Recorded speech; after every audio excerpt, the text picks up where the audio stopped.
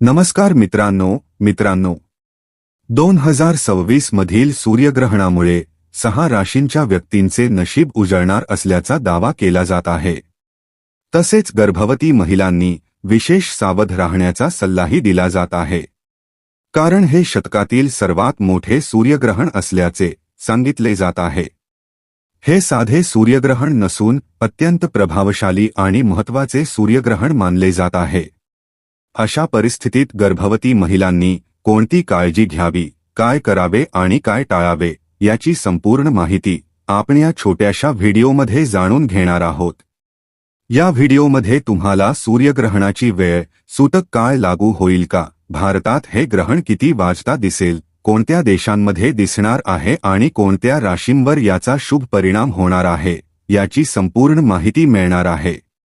ज्या व्यक्तीवर भगवान महादेवांची कृपादृष्टी पडते त्या व्यक्तीचे भाग्य बदलायला वेळ लागत नाही। त्यामुळे या व्हिडिओमधील प्रत्येक माहिती शेवटपर्यंत अवश्य पहा। विशेषतः माता आणि भगिनींनी हा व्हिडिओ पूर्ण पाहणे आवश्यक आहे, कारण हे सामान्य सूर्यग्रहण नसून अत्यंत प्रभावशाली ग्रहण मानले जात आहे। 12 राशींमधील काही भाग्यवान राशींचे नशीब या ग्रहणानंतर बदलू शकते। त्या राशींवर भगवान महादेवांची विशेष कृपा राहील। त्यामुळे कमेंटमध्ये हर हर महादेव अवश्य लिहा। आता आपण एक करून जाणून घेऊया की सूर्यग्रहणाची वेळ काय आहे, सूतक काळ कधी सुरू होईल, भारतात ग्रहण किती वाजता दिसेल आणि कोणत्या देशांमध्ये हे ग्रहण पाहता येईल। ही सर्व माहिती आपण या व्हिडिओमध्ये जाणून घेणार आहोत। त्यापूर्वी आमच्या चॅनलला सबस्क्राइब करा, व्हिडिओ पूर्ण पहा आणि व्हिडिओला लाईक करायला विसरू नका। हे सूर्यग्रहण इतके प्रभावशाली असल्याचे मानले जाते की गर्भवती महिला, लहान मुले आणि वृद्ध व्यक्तींनी विशेष काळजी घेणे आवश्यक आहे। यावर्षीचे हे दुसरे सूर्यग्रहण असणार आहे। पौराणिक कथेनुसार एकदा महर्षी कश्यप यांनी यज्ञ केला होता। त्या यज्ञात सूर्यदेवांकडून विघ्न आल्यामुळे महर्षी कश्यपांनी सूर्यदेवांना शाप दिला की पृथ्वी अस्तित्वात असेपर्यंत त्यांना ग्रहणाचा प्रभाव सहन करावा लागेल। या पौराणिक कथेमुळे सूर्यग्रहणाला विशेष महत्त्व दिले जाते। आता जाणून घेऊया सूर्यग्रहणाच्या काळात कोणत्या गोष्टींची काळजी घ्यावी। धार्मिक मान्यतानुसार सूर्यग्रहणाच्या वेळी काही विशेष नियम पाळणे आवश्यक मानले जाते, जेणेकरून आपण आणि आपले कुटुंब सुरक्षित राहील। सर्वप्रथम, सूर्यग्रहण कधीही उघड्या डोळ्यांनी पाहू नये। ग्रहण पाहण्यासाठी केवळ प्रमाणित आणि सुरक्षित सोलर फिल्टर किंवा विशेष ग्रहण चष्म्याचा वापर करावा। योग्य संरक्षणाशिवाय सूर्याकडे पाहिल्यास डोळ्यांना गंभीर इजा होऊ शकते। गर्भवती महिलांनी विशेष काळजी घ्यावी। धार्मिक मान्यतानुसार ग्रहणाच्या काळात शक्यतो घरातच राहावे। तसेच चाकू, सुरी, विळा, कोयता किंवा इतर कोणत्याही धारदार वस्तूंचा वापर टाळावा। अशीही धार्मिक मान्यता आहे की ग्रहणाच्या काळात तयार केलेले किंवा उघडे ठेवलेले अन्न सेवन करू नये। त्यामुळे ग्रहण सुरू होण्यापूर्वी अन्न तयार करून ठेवावे आणि शक्य असल्यास ग्रहण संपल्यानंतरच भोजन करावे। जर अन्न ठेवावे लागले तर त्यात तुळशीची पाने टाकावीत अशी परंपरा आहे। काही लोक ग्रहणाच्या काळात उपवासही करतात। ग्रहण संपल्यानंतर स्नान करणे, घराची स्वच्छता करणे आणि गंगाजल शिंपडणे ही धार्मिक परंपरेचा भाग मानली जाते। याशिवाय ग्रहणानंतर दानधर्म करणे अत्यंत शुभ मानले जाते। अन्नदान, वस्त्रदान किंवा गरजू व्यक्तींना आवश्यक वस्तूंचे दान केल्याने पुण्यप्राप्ती होते अशी श्रद्धा आहे। ग्रहणाच्या काळात ध्यान, मंत्रजप, योगाभ्यास आणि इतर आध्यात्मिक साधना करणे शुभ मानले जाते। सूर्यमंत्र किंवा इतर धार्मिक मंत्रांचा जप केल्याने मनःशांती, सकारात्मक ऊर्जा आणि मानसिक शुद्धी प्राप्त होते अशी श्रद्धा आहे। धार्मिक परंपरेनुसार ग्रहणाच्या काळात मंदिरांचे दरवाजे बंद ठेवले जातात। तसेच विवाह, गृहप्रवेश, मुंडन, जमीन खरेदी, नोंदणी किंवा कोणत्याही नवीन शुभ कार्याची सुरुवात ग्रहण संपेपर्यंत टाळली जाते। या सर्व नियमांचे पालन केल्यास सूर्यग्रहणाच्या काळातील संभाव्य अशुभ परिणामांपासून बचाव होतो अशी धार्मिक मान्यता आहे। आता जाणून घेऊया हे सूर्यग्रहण नेमके कधी आणि कुठे दिसणार आहे। हे सूर्यग्रहण पश्चिम अमेरिका, पश्चिम आफ्रिका, उत्तर युरोप, अंटार्क्टिका आणि प्रशांत महासागर परिसरातून पाहता येणार आहे. मात्र भारतात हे सूर्यग्रहण दिसणार नाही, कारण ते भारतात रात्रीच्या वेळेत असेल. त्यामुळे भारतात या ग्रहणासाठी सूतक काळ मान्य नसल्याचे सांगितले जाते. तरीही धार्मिक श्रद्धेनुसार अनेक गर्भवती महिला ग्रहणाच्या काळात काही नियमांचे पालन करतात. त्या शक्यतो घराबाहेर पडत नाहीत आणि सूर्याकडे पाहणे टाळतात. परंपरेनुसार सूर्यग्रहणाच्या सुमारे 12 तास आधी सूतक काळ सुरू होतो असे मानले जाते. हे सूर्यग्रहण 12 ऑगस्ट रोजी रात्री 9:05 वाजता सुरू होऊन 13 ऑगस्ट रोजी पहाटे 1:20 वाजेपर्यंत राहणार असल्याचे सांगितले जात आहे. म्हणजेच सकाळी 9 वाजल्यापासून सूतक काळ सुरू होईल अशी धार्मिक मान्यता आहे. मित्रांनो, या काळात कोणतेही शुभ कार्य टाळावे. या सूर्यग्रहणाचा प्रत्यक्ष प्रभाव भारतात दिसणार नसला तरी ज्योतिषशास्त्रानुसार त्याचा परिणाम संपूर्ण विश्वातील सर्व 12 राशींवर होणार आहे. म्हणजेच या 12 राशींमध्ये तुमचीही एक रास असू शकते. आता जाणून घेऊया या सूर्यग्रहणाचा विविध राशींवर नेमका कसा परिणाम होणार आहे. त्यापूर्वी तुम्हाला पुन्हा एकदा विनंती आहे की हा व्हिडिओ नक्की लाईक करा आणि शेवटपर्यंत पहा. सर्वप्रथम वृषभ राशीबद्दल बोलूया. वृषभ राशीच्या व्यक्तींसाठी हे सूर्यग्रहण अत्यंत शुभ ठरणार आहे.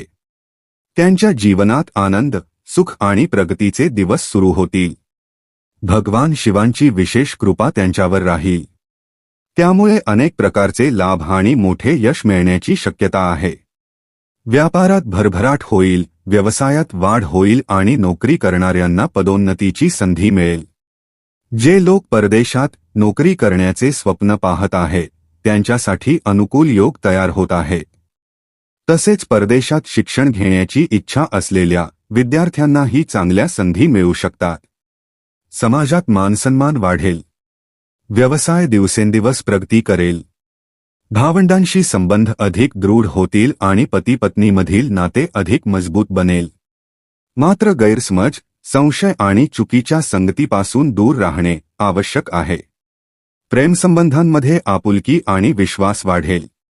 आता मकर राशीबद्दल जाणून घेऊया. मकर राशीच्या व्यक्तींना व्यापार आणि व्यवसायात मोठी प्रगती होण्याची शक्यता आहे. धनलाभाचे उत्तम योग तयार होत आहेत. भगवान शिवांची कृपा त्यांच्यावर राहणार असल्याने व्यवसायात चांगला नफा मिळेल आणि हाती घेतलेली कामे यशस्वीपणे पूर्ण होतील. नवीन व्यवसाय सुरू करण्याचा विचार करणाऱ्यांसाठी हा काळ अत्यंत अनुकूल आहे. ज्यांच्यावर मोठे कर्ज आहे त्यांना कर्जमुक्त होण्याची संधी मिळू शकते. नोकरी करणाऱ्यांना पदोन्नती आणि वेतनवाढीचे योग आहेत. मकर राशीच्या व्यक्तींनी प्रत्येक सोमवारी सकाळी भगवान शिवांना जल अर्पण करावे अशी धार्मिक मान्यता आहे. पुढील रास आहे सिंह. सिंह राशीच्या व्यक्तींवर भगवान शिवांची विशेष कृपा राहील. धनप्राप्तीच्या अनेक संधी मिळतील. घरात आनंदाचे वातावरण राहील आणि व्यवसायातही मोठी वाढ होईल. समाजात मानसन्मान वाढेल. अचानक आर्थिक लाभ मिळण्याची शक्यता आहे. तुम्ही आखलेली योजना यशस्वी होईल. त्यामुळे योग्य संधी वाया जाऊ देऊ नका. नवीन व्यवसाय सुरू करण्याचा विचार करत असाल तर हा काळ अनुकूल मानला जातो. गरज असल्यास आर्थिक नियोजन करून व्यवसायाची सुरुवात करू शकता. यानंतर मेष राशी. मेष राशीच्या व्यक्तींवर भगवान शिवांचे आशीर्वाद कायम राहतील. लवकरच एखादी आनंदाची बातमी मिळू शकते. तुमच्या मेहनतीचे फळ मिळण्यास सुरुवात होईल. आर्थिक स्थितीत सुधारणा होईल आणि रखडलेली कामे पूर्ण होतील. धनलाभ, यश आणि नवीन संधी मिळण्याची शक्यता आहे. कुटुंबीय आणि जीवनसाथीचे सहकार्य मिळेल. तुमच्या गोड बोलण्यामुळे अनेक लोक तुमच्याकडे आकर्षित होतील. आर्थिक अडचणी कमी होतील आणि अनेक वर्षांपासून प्रलंबित असलेली कामे पूर्ण होतील. आता तुळ राशीबद्दल जाणून घेऊया. तुळ राशीच्या व्यक्तींवर भगवान शिवांची विशेष कृपा राहणार आहे. जीवनात प्रगतीची नवी दिशा मिळेल आणि यशाची नवी शिखरे गाठण्याची संधी मिळेल.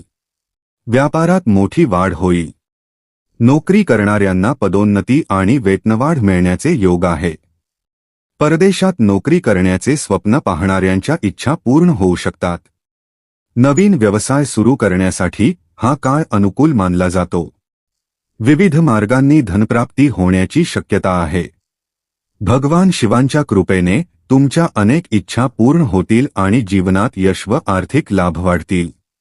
शेवटची रास आहे कर्क. कर्क राशीच्या व्यक्तींसाठी हे सूर्यग्रहण एखाद्या वरदानासारखे ठरू शकते. विशेषतः निःसंतान दाम्पत्यांसाठी सकारात्मक योग तयार होत असल्याचे सांगितले जाते. पती-पत्नीमधील मतभेद कमी होऊन परस्पर समज वाढेल. नवीन व्यवसाय सुरू करण्याची इच्छा असल्यास हा काळ लाभदायक मानला जातो. विशेषतः लोखंड, वस्त्र किंवा संबंधित उद्योगांमध्ये चांगल्या संधी मिळू शकतात. कर्क राशीच्या व्यक्तींनी सोमवारचा उपवास करावा आणि भगवान शिवांची भक्तिभावाने पूजा करावी अशी धार्मिक मान्यता आहे. या सूर्यग्रहणाचा या सर्व राशींवर विशेष शुभ प्रभाव राहील असे ज्योतिषशास्त्रात सांगितले जाते. सूर्यग्रहणानंतर दानधर्म करणे, गरजूंना मदत करणे आणि सूर्यदेवांना अर्घ्य अर्पण करणे शुभ मानले जाते. त्यामुळे ग्रहणाचे सकारात्मक परिणाम अधिक मिळतात अशी श्रद्धा आहे. मित्रांनो, हे सूर्यग्रहण तुमच्यासाठी शुभ ठरणार की जीवनात एखादा मोठा बदल घडवणार हे येणारा काळच सांगेल. पण योग्य माहिती, श्रद्धा आणि सकारात्मक विचार यांच्या आधारावर प्रत्येक आव्हानाला सामोरे जाता येते. जर तुम्ही वरील 6 भाग्यवान राशींमध्ये असाल तर तुमच्या आयुष्यात एखादी आनंदाची बातमी लवकरच येऊ शकते. कमेंटमध्ये तुमची रास आणि ओम नमः शिवाय नक्की लिहा, जेणेकरून भगवान शिवांची कृपा तुमच्यावर सदैव राहो. अशाच धार्मिक, ज्योतिष आणि ग्रहनक्षत्रांशी संबंधित अचूक आणि रोचक माहितीसाठी आमच्या चॅनलला सबस्क्राईब करा, व्हिडिओला लाईक करा आणि आपल्या मित्रपरिवारासोबत शेअर करायला विसरू नका. पुन्हा भेटू एका नव्या आणि रहस्यमय माहितीसह. तोपर्यंत नमस्कार. हर हर महादेव. जय सूर्यदेव.